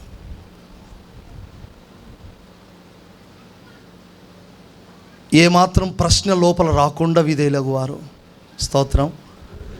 అట్లెందుకు చెప్తున్నాడు, ఇట్లా చెప్పొచ్చు కదా అనుకునే వాళ్ళు కాక, కరెక్ట్గా అట్లా చెప్పేదే కరెక్ట్ అనుకొని అప్పగించుకునే వాళ్ళు. స్తోత్రం చెప్పండి.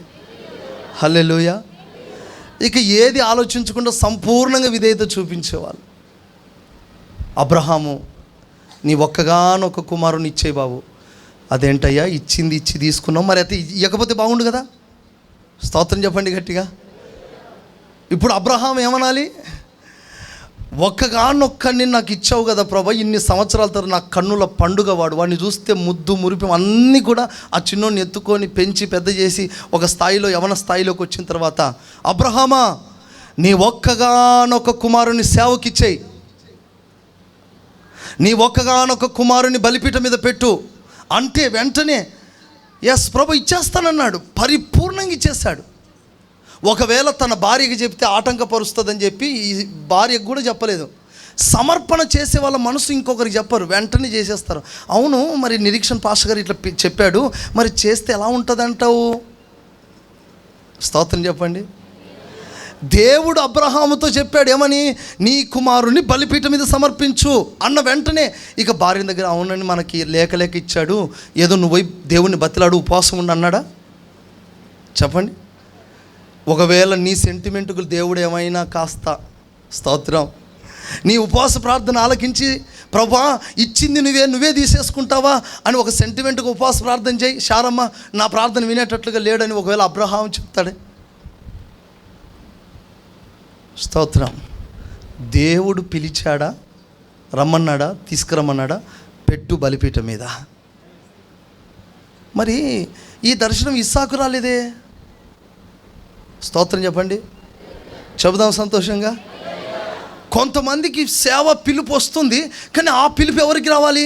వాళ్ళ అమ్మకు రావాలి. స్తోత్రం. ఆ పిలుపు ఎవరు రావాలి? నాన్నకు రావాలి. వీళ్ళతో పాటు ఇంకెవరికి రావాలి? వాళ్ళ బంధువులకు రావాలి. అందరికి వస్తేనే వీళ్ళు లోపడతారు, లేకపోతే లోపడరు. కానీ అబ్రహాముకు చెప్పింది ఏంటి? పరిపూర్ణంగా నీ కుమారుని నాకు ఇచ్చేస్తే బలిపీఠం మీద పెట్టా అన్నాడు. వెంటనే సంపూర్ణ విధేయత చూపించాడు. స్తోత్రం. అలా అర్పించినందువల్ల అబ్రహాము వేవేల మందికి తండ్రి అయిపోయాడండి. ఎంత గొప్ప సమర్పణ అండి. మీరు ఆలోచిస్తే అది ఎంత కష్టం. నేను ఒకటి ప్రశ్న అడుగుతా, మీ ఇంట్లో 3 పిల్లలు ఉన్న వాళ్ళు చేతులెత్తండి ఒకసారి. 3 పిల్లలు, ఒక కుటుంబంలో 3 పిల్లలు. ఎందుకు సరే తక్కువ ఉన్నట్టున్నారేమోలే. ఓకే, చాలా సంతోషం. 2 ఉన్న వాళ్ళు చేతులు ఎత్తండి. 2 ఉన్న వాళ్ళు. 1 ఉన్న వాళ్ళు చేతులు ఎత్తండి.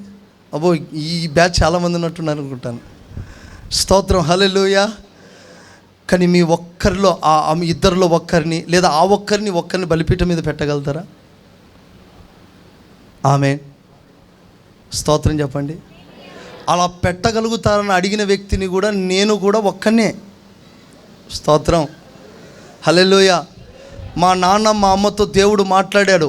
ఆదికాండం 22 చదవమని మా నాన్నగారితో మాట్లాడిన వెంటనే దానికి అర్థం తెలీదు. అప్పుడు అన్యులం కదండి. బలిపీఠం మీద పెట్టాలి, నీ కుమారుని సమర్పించాలి, చంపాలంటే అమ్మో నా కుమారుడు చనిపోవాలా, అమాయక కాలం అది. ఏమి వాక్యం తెలియని కాలంలో దేవుడు మాట్లాడితే వెంటనే ఈ వాక్యానికి పాస్టర్ గారి దగ్గరికి వెళ్ళి అయ్యా అర్థం తెలియదంటే నీ ఒక్కగానొక్క కుమారుని చంపేసేయాలన్నాడు పాస్టర్ గారు. స్తోత్రం. ఒక్కగానొక్కడిని ఎలా చంపాలి పాస్టర్ గారు? వాడు ఉన్నదే ఒక్కడు, అల్లారు ముద్దుగా పెంచుకున్నాం. మా ఇంట్లో తినే ఫుడ్ అంతా వాడే తింటాడు. స్తోత్రం. అంత అల్లారు ముద్దుగా పెంచుకున్న నా కొడుకుని సేవకి ఇచ్చేయమంటావా? నేను ఇవ్వలేను అనలేదు. వెంటనే రాత్రిగా బట్టలు కుట్టించాడు. ఎక్కడికి వెళ్తున్నావు ఏంటంటే తెల్లని వస్త్రాలు కుట్టించి రేపటి నుంచి నువ్వు సేవకు అన్నాడు. ఆ పాస్టర్ గారు వచ్చి ఏం చేశాడు తెలుసా? ఇంట్లో కూటమి పెట్టాడు. వెంటనే అయ్యా ఏంటయ్యా ఇదంతా ఆర్భాటం ఏంటంటే ఈ రోజు నుంచి నేను సేవకు తీసుకెళ్తున్నావు అన్నాడు. అదేంటయ్యా, నన్ను దేవుడు పిలవలేదు కదా? దేవుడు పిలవలేదు. దేవుడు తండ్రితో మాట్లాడి నువ్వు లోబడాలి. వామ్మో, నన్ను దేవుడు పిలవలేదు కదా, నేను రానన్నట్టుగా వెనకడిగేసాను. ఆ రోజు రాత్రి దేవుడు నాతో మాట్లాడాడు, నువ్వు కూడా సేవకు వచ్చేసే అన్నాడు. హల్లెలూయా. స్తోత్రం చెప్పండి గట్టిగా. వెనుక ముందు ఎవరు లేరు, ఇక ఉన్నదే సింగిల్ పర్సన్. అలాంటి నన్ను కూడా బలిపీఠం మీద పెట్టి ఇక నువ్వు సేవ చేస్తే సేవ చేయి, ఇంటికి వచ్చావో ట్రైన్ కింద పడి చచ్చిపో అని చెప్పి తీర్మానం చేసి పంపించాడు. ఇక సేవ చదువుకుంటాను ఇల్లు అని అన్నావా, నువ్వు ట్రైన్ కింద పడిపో అన్నాడు, అంతే. ఆ రోజు అన్న మాటలు ఇప్పటికి కూడా నాకు లైవ్గా గుర్తుంటాయి. ఇల్లు అంటేనే చాలా భయం వేస్తుంది.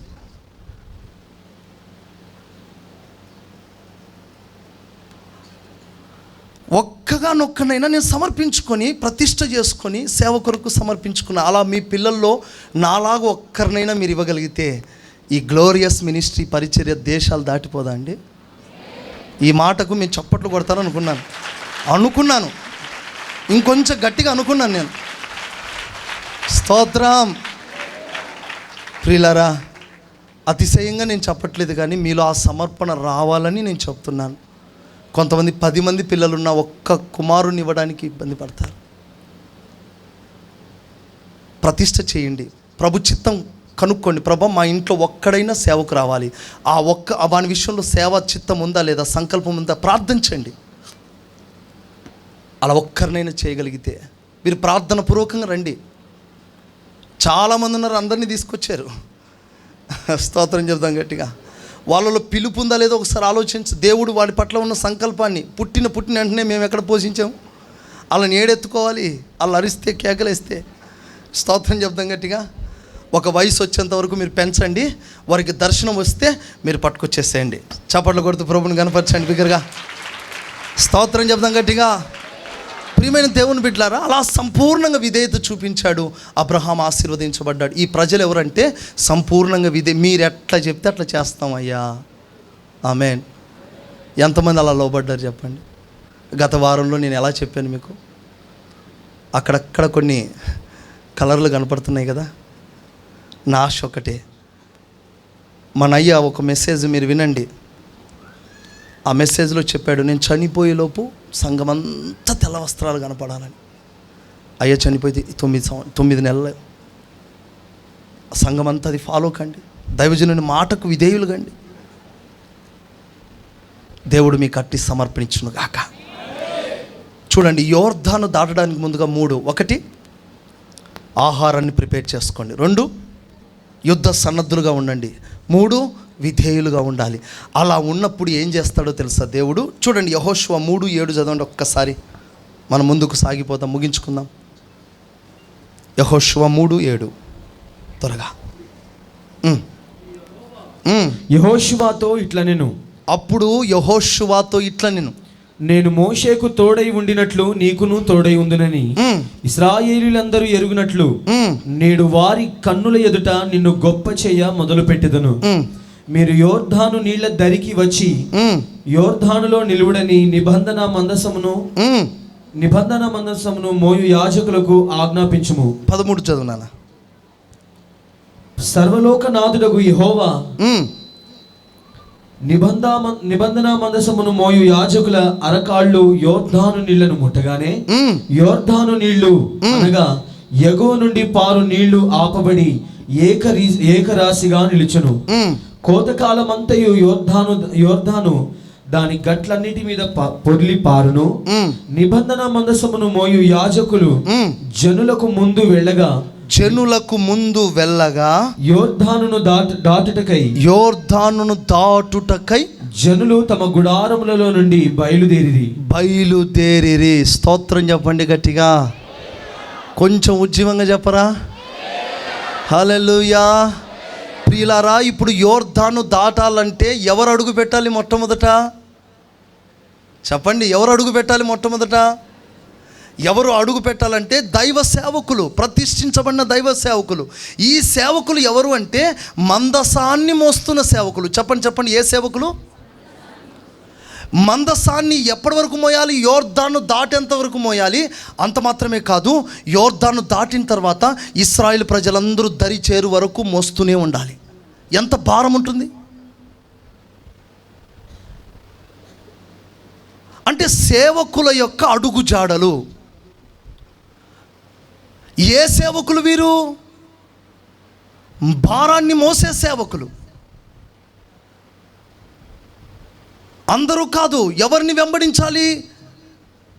ఎవరు వెళ్తే యోర్దాను చీల్చబడుతుందంటే, ఒక ప్రతిష్ఠిత కలిగిన సేవకులు అడుగు పెడితే యోర్దాను చీల్చబడుతుంది. స్తోత్రం చెప్పండి గట్టిగా. ఎవరు పడితే వాళ్ళు వెళ్తే యోర్దాను చీల్చబడదు. ప్రతిష్ఠ చేయబడిన వాడు, నాజీరు చేయబడిన వాడు, సరైన సమర్పణ కలిగిన వాడు, భుజం మీద మందసాన్ని మోస్తూ భారాన్ని ప్రత్యక్షపరచువాడు. వీళ్ళు చూస్తున్నప్పుడు నిజంగా మందసం మోస్తుంటే ఎంత భయంకరమైన బాధ ఉంటుందండి భుజముల మీద. అయినా కూడా ఒకటే ఒక భారం, ఒకటే ఒక దర్శనం. మేము ఎంత భారం మోసినా, ఎంత బాధ్యతగా మేము నిబంధన మందసాన్ని మోస్తున్నా, ప్రజలు యోర్దాను దాటు వరకు ఈ భారాన్ని మేము మోస్తూనే ఉంటామని ప్రతిష్టలో నిలబడినటువంటి సేవకులు వారు. స్తోత్రం చెప్పు గట్టిగా. అందరూ కాదు, చాలామంది భారం లేని వారు ఉన్నారు. సంఘ పరిపూర్ణత కొరకు కన్నీరు విడవని సేవకులు ఉన్నారు. లోకము డబ్బు కొరకే బ్రతికే సేవకులు ఉన్నారు. విశ్వాసం లేని సేవకులు ఉన్నారు. భారము లేని వారు చాలామంది ఉన్నారు. కానీ ఎవరిని బట్టి యోర్దాను చీల్చబడుతుందంటే, భారము గల సేవకులు, మందసాన్ని మోసే సేవకులు అడుగు పెడితేనే అక్కడ చీల్చబడుతుందండి. స్తోత్రం చెప్పండి. ఎవరు పడితే అడుగు పెట్టకూడదు. స్తోత్రం చెప్దాం గట్టిగా. అది యోర్దాను. స్తోత్రం చెప్దాం గట్టిగా. ఆ యోర్దాన్లో ఎవరు పడతారో అడుగు పెడితే వాళ్ళందరూ అలాగే యోర్దాన్లో పడిపోతారు. అలా యోర్దాన్లో పడిపోక మునిపే అలా అరకాలు అడుగు పెట్టగానే, అరకాలుకు బలం ఎలా వచ్చింది? పైన మందసం, మహిమగల సన్నిధి, మహిమగల ప్రభావం, మహిమగల సన్నిధి. ఇదిగో మందసముగా దేవుని ప్రభావంతో యాజకులు ఉన్నారు. స్తోత్రం చెప్పండి. స్తోత్రం చెప్పండి. అటువంటి ప్రభావం కలిగిన సేవకులే యోర్దాన్ను దాటగలరు, అనేకులను దాటించగలరు. అందుకే మీరు ఎవరిని చూస్తున్నారు? ఏ సేవకుని చూస్తారు? లోకంలో ఎంతోమంది సేవ చేస్తున్నారు. బిజినెస్తో సేవ చేసే వాళ్ళు ఉన్నారు. కానీ సంఘ విశ్వాసుని భుజస్కంధాల మీద మోస్తూ అనేకులను యోర్దాన్ను దాటించే వాళ్ళు లేరు. అటువంటి వాళ్ళు కరువైపోయారు. భారంగా ప్రార్థించే సేవకులు లేరు. కన్నీళ్లతో సంఘము కొరకు ఏడ్చే సేవకులు బయట ఎక్కడ కనబట్లేదు. డబ్బు కొరకు, ఆస్తులు పెంచుకోవడం కోసం దాని కొరకే బ్రతికే వాళ్ళు ఉన్నారు. కానీ భుజస్కంధం మీద సేవను మోస్తూ ప్రభావంతో ఉన్న సేవకులు లేరు. అటువంటి వారు అడుగు పెట్టారు కనుక యోర్దాను చీల్చబడింది. వారిని వెంబడిస్తే మీరు కూడా యోర్దాన్ను దాటగలరు. చప్పట్లు కొట్టి ప్రభుని కనపరచండి. స్తోత్రం చెప్పండి గట్టిగా, సంతోషంగా. హల్లెలూయా. అందుకని ప్రియమైన దేవుడి బిడ్డలారా, భారము గల సేవను మీరు వెంబడించండి.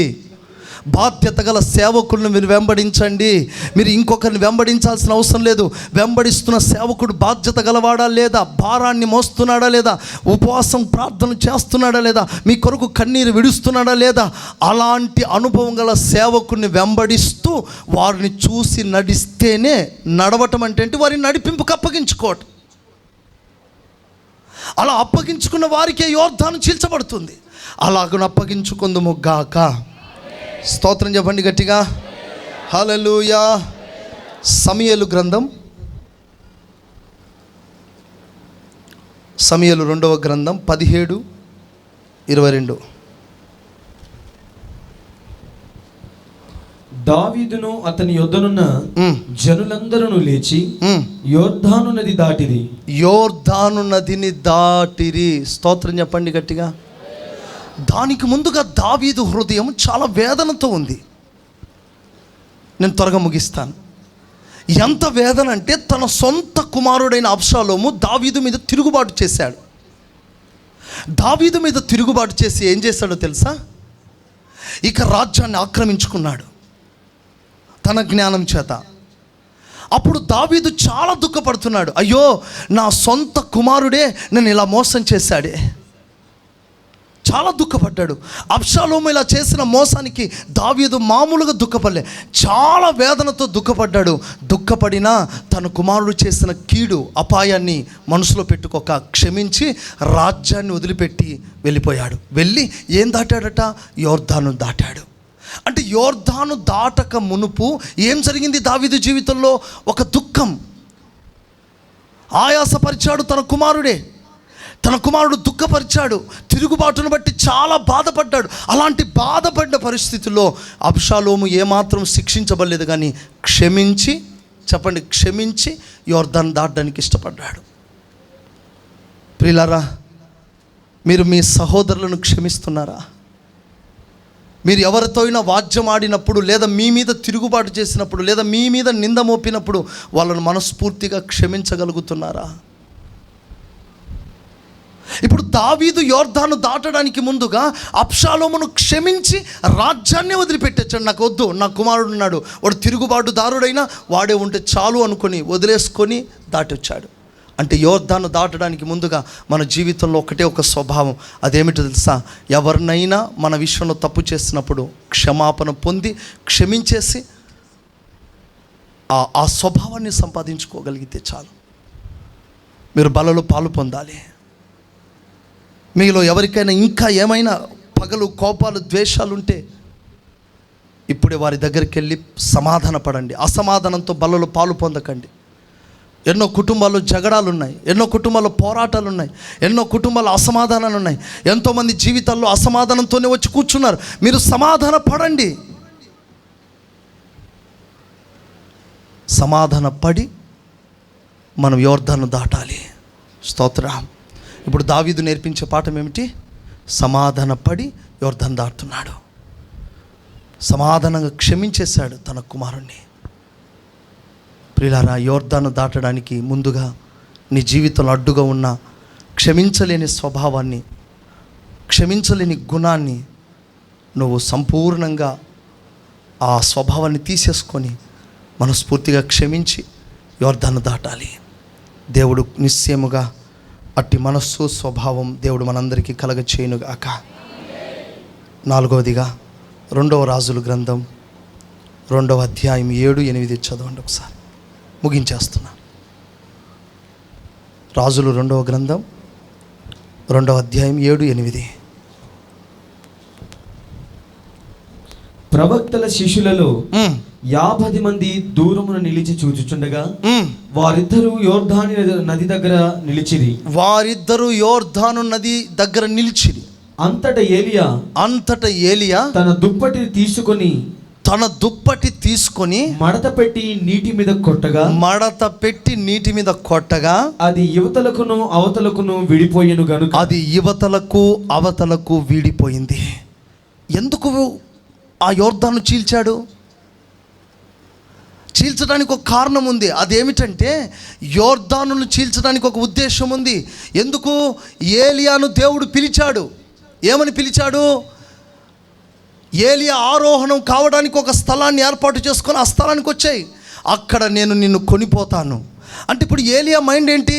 ఇంతకాలం శ్రమపడ్డ నా శ్రమకు ఒక విడుదల దొరికింది. ఇంతకాలం చేసిన సేవకు ఒక నెమ్మది దొరకబోతుంది. ప్రభు నన్ను కొనిపోవటానికి సిద్ధంగా ఉన్నాడు. అందుకని కొనిపోవటానికి వెళ్తున్నప్పుడు, ఆ స్థలానికి వెళ్తున్నప్పుడు ఏమడ్డొచ్చింది? యోర్దాను అడ్డొచ్చింది. అప్పుడు నా ప్రభువును నన్ను కలవకుండా అడ్డగిస్తున్న యోర్దానా అని దుప్పటి మడత పెట్టి కొడితే, స్తోత్రం చెప్పండి గట్టిగా, హల్లెలూయా. కొడితే ఈ యోర్దాను చీల్చబడింది. ఏలియా వెళ్ళిపోయాడు. స్తోత్రం చెప్దాం గట్టిగా. ప్రభు సన్నిధికి చేర్చబడ్డాడు. స్తోత్రం చెప్దాం గట్టిగా. ప్రభు సన్నిధిలో కొనిపోబడ్డాడు. హల్లెలూయా. కారణం ఏమిటో తెలుసా? నీకు రాకడను గుచ్చిన ప్రత్యక్షత ఉంటే యోర్దాను అడ్డొచ్చిందనుకో, నీకు ఇచ్చిన దుప్పటితో మడత పెట్టి యోర్దాను కొట్టు. స్తోత్రం చెప్దాం గట్టిగా. ఆ దుప్పటే పరిశుద్ధాత్మ అభిషేకం. చప్పట్లు కొట్టి పరిశుద్ధాత్మ సన్నిధిలో ఆత్మపూర్ణులై చప్పట్లు కొడుతూ ప్రభు సన్నిధిలో మీకు అడ్డుగా ఉన్న యోర్దాన్లు మడత పెట్టి కొట్టు. మీకు అడ్డగిస్తున్న యోర్దాన్లు మడత పెట్టి కొట్టు.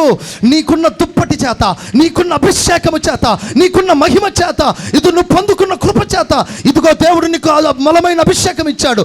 ఆ అభిషేకము చేత దుప్పటి మడత పెట్టి ఏలియా కొట్టినట్లుగా నీవు కొట్టగలిగితే నీ కళ్ళ ముందు యోర్దాను ఇక ఉండదు, అది చీల్చబడుతుంది.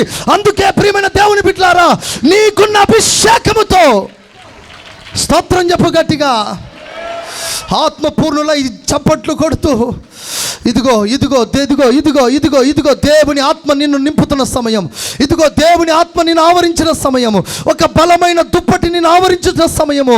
ఆ దుప్పటితో నువ్వు కొట్టగలిగితే, ఆ అభిషేకముతో యోర్దానును కొట్టగలిగితే, ఓ షబా రాథరా మందరా ఖరా తిరాలా షబా ఖరబా.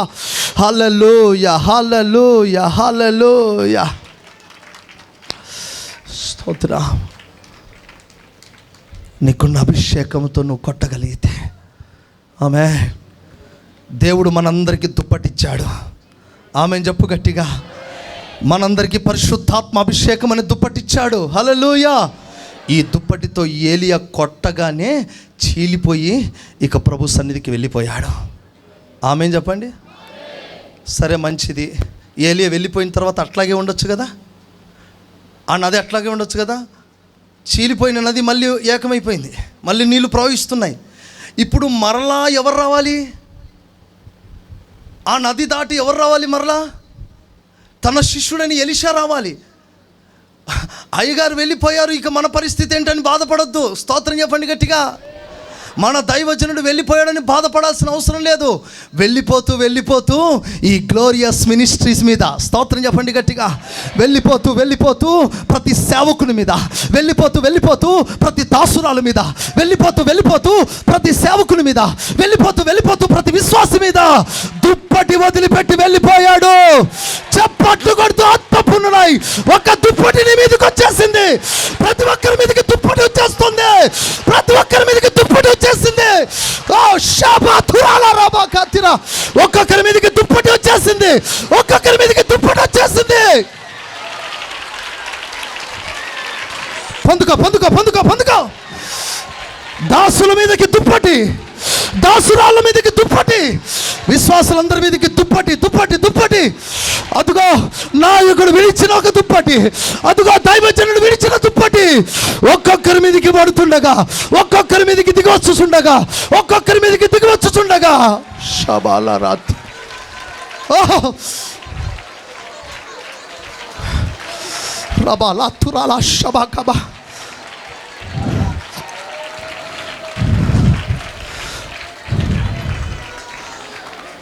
స్తోత్రం స్తోత్రం. అలా రబ్బా కత్తురా.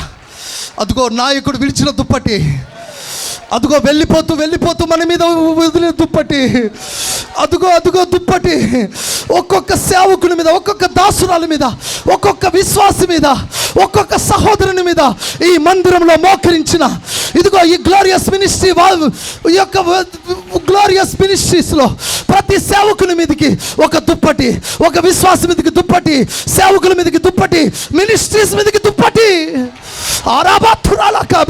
అదిగో నువ్వు చూడబోతున్నావు, అదిగో దుప్పటి చూడబోతున్నావు, అదిగో దుప్పటి చూడబోతున్నావు. ఓహో రీఖత్రబాల శాఖ రీతరమందరబా శబా. హల్లెలూయా. ఓ హల్లెలూయా. ఓ శబాల రాత్రిరబా.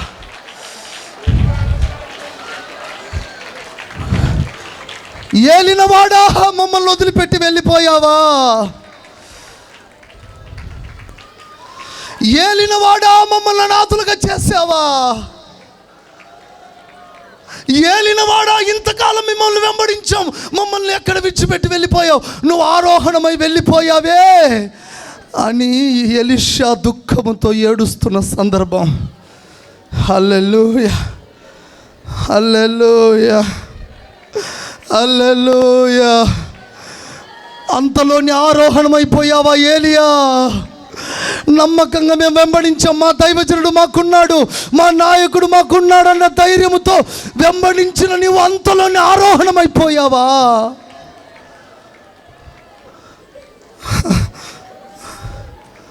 స్తోత్ర. హల్లెలూయా.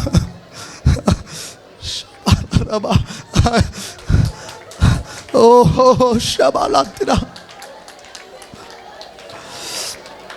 స్తోత్ర స్తోత్ర. శతరక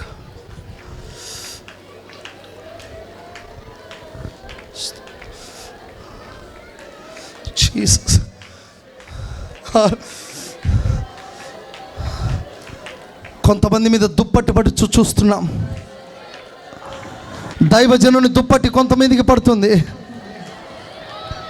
కొంతమంది అనుభవించబోతున్నారు.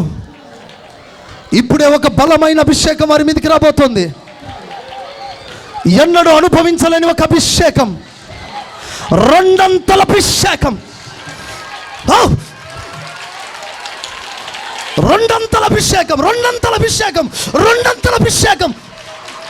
శబాలా రా కబాతురాలా రా ధిరమానా. ఓ ఒక్కొక్క విశ్వాసం మీద, ఒక్కొక్క సేవకుని మీద, ఒక్కొక్క విశ్వాసం మీద.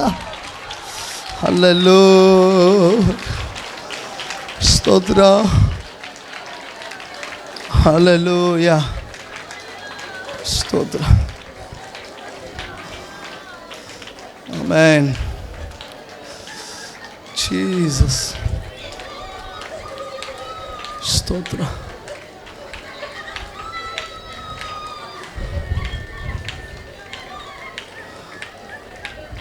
స్తోత్రం.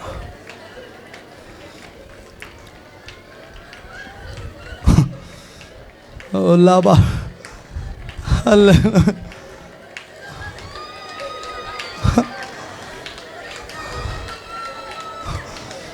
ఓ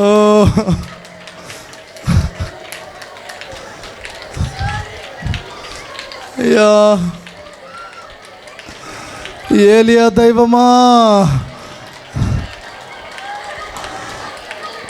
ఏలియా దైవమా,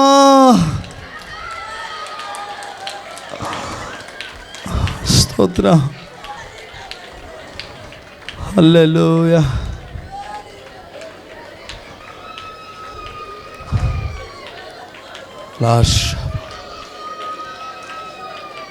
ఆమేన్, ఆమేన్. నా వైపు చూస్తున్న మాట వినండి. ప్రియమైన దేవుని బిడ్డలారా, ఇప్పుడు ఏలియా వెళ్ళిపోయిన తర్వాత అదే యోర్దాను అట్లాగే ఉండొచ్చు కదా, ఉండలేదు, మరలా అది కలిసిపోయింది.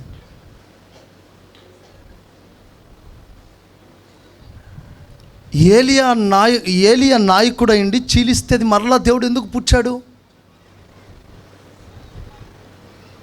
వెనుక మరలా ఎలీషా, దైవజనుడైన ఎలీషా అదే మార్గంలో వెళ్ళాలి కదా. అలాంటి సందర్భంలో మరి ఎట్లాగా అంటే నాయకుడు ఉన్నంత వరకే యోర్దాను చీల్చబడుతుందా? నాయకుడు అలా వెళ్ళిపోయాడు, మరలా యోర్దాను ఏకరాశిగా ప్రవహిస్తుంది.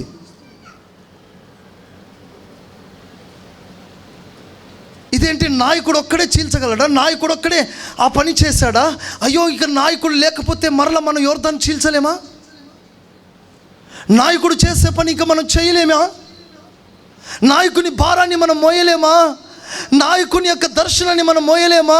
అయ్యో అని మనం బాధపడాల్సిన అవసరం లేదు. కానీ అది ఎందుకు దేవుడు ఏకరాశిగా మళ్ళీ చేశాడంటే, నాయకుల మీద ఉన్న అభిషేకము తన పిల్లల మీద, వెంబడించు వారి మీద ఖచ్చితంగా దిగి వచ్చి వారు కూడా చీల్చగలరని దేవుడు ముందు పూర్తి చేసి మరలా మన ద్వారా దేవుడు ఆ కార్యం చేశాడు.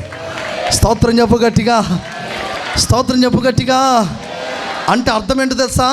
యోర్దాను చీల్చడం అనేది కేవలము ఏలియా వల్ల మాత్రమే కాదు, ఏలియా ఉపదేశాన్ని వెంబడిస్తున్న ప్రతి వారి వల్ల చీల్చే కృపను దేవుడు నిశ్చయముగా ఇచ్చాడు.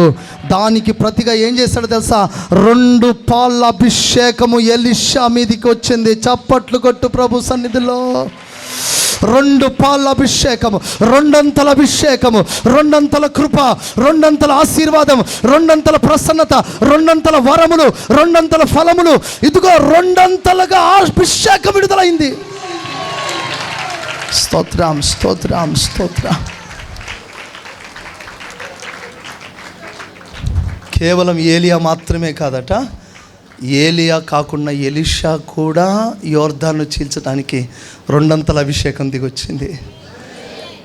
ఒక్క మాట చెప్పనా? ఏలియా వెళ్ళిన తర్వాత 2 అంతల అభిషేకం ఎలీషా మీదకి వచ్చింది కదా. మన నాయకులు లేకపోయినా మన మీదకి కొలత లేనంత అభిషేకం మన మీదకి వస్తుంది. ఆర్పచాలని అభిషేకం మన మీదకి వస్తుంది. కృప కలిగిన అభిషేకం మన మీదకి వస్తుంది. సమృద్ధి అయిన అభిషేకం మన మీదకి వస్తుంది. మహిమ గల ఆత్మ మన మీదకి వస్తుంది. స్తోత్ర స్తోత్ర. అందుకే యోర్దాను దాటడం అంటే రెండంతల అభిషేకాన్ని ఎలీషాకి ఇచ్చిన తర్వాత దాటాడు. మ్యాన్, యోర్దాను దాటడానికి భయపడుతున్నావా? యోర్దాను దాటడానికి దిగులు పడుతున్నావా? అధైర్యపడుతున్నావా? లేదు, మన మీదకి ఒక అభిషేకం వస్తే యోర్దాను లాంటి పరిస్థితులన్నీ చీల్చి వేస్తాడు ఆయన. Praise the lord. దేవునికి మహిమ కలుగునగాక. అందుకే సంగమా, నది దాటి యోర్దాను దాటి మీరు స్వాధీనపరచుకునే దేశం ఒకటి ఉంది. దాన్ని చేరుకోవాలంటే యోర్దాను లాంటి నదిని దాటాలి. ఒక అభిషేకం. ఏలే ఎదురు చూస్తున్నాడు. మరలా తిరిగి ప్రయాణం చేసినప్పుడు అదే యోర్దాన్ని ఎలా చీల్చాలి ప్రభా? రెండంతల అభిషేకం. భయపడకండి, భయపడకండి. ఏలియా దుప్పటి ఎలీషా మీద ఉన్నట్టుగా మన దైవజనుని దుప్పటి, మన దైవజనులు ఉన్న అభిషేకపు దుప్పటి తన పిల్లల మీద నిశ్చయముగా నిలిచి ఉంది. నిశ్చయముగా మన మీద నిలిచి ఉంది. ఈ పరిచర్య మీద నిలిచి ఉంది. కనుక మనం యోర్దాను దాటుతాం. ఆమేన్. సంతోషంగా ఒక్కసారి చప్పట్లు కొట్టండి బిగ్గరగా. యోర్దాను దాటించగల దేవునికి చప్పట్లు కొట్టండి బిగ్గరగా. యోర్దాను దాటించగల దేవునికి చప్పట్లు కొడుతూ బిగ్గరగా. ఒక్కసారి ఆత్మపూర్ణులై చప్పట్లు కొడుతూ స్తుతించండి బిగ్గరగా.